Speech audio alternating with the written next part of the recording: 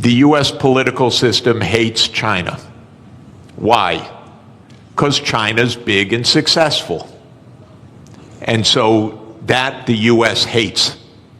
It's a rival, it's a competitor, and so this is the one thing he left on. Now he's going to mess up everything with this too, because in a trade war between the U.S. and China, China wins.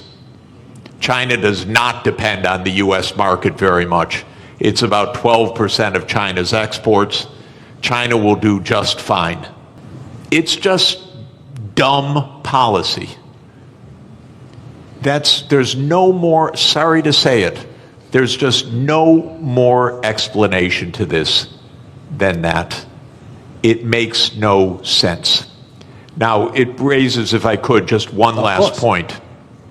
How can this happen when it makes no sense? And that people should understand, we are in one-person rule in the United States.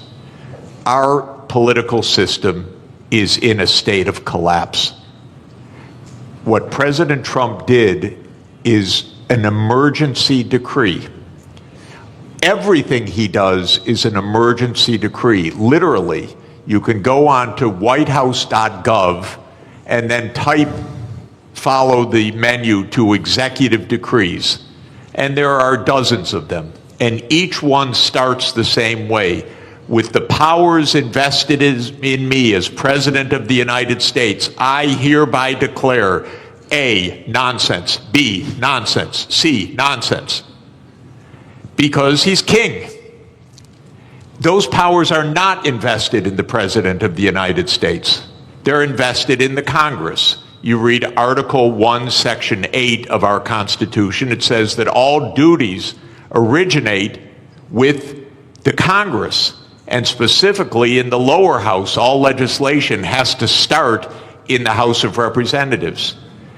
But the U.S., starting in 1945 after World War II, became a military state to a large extent.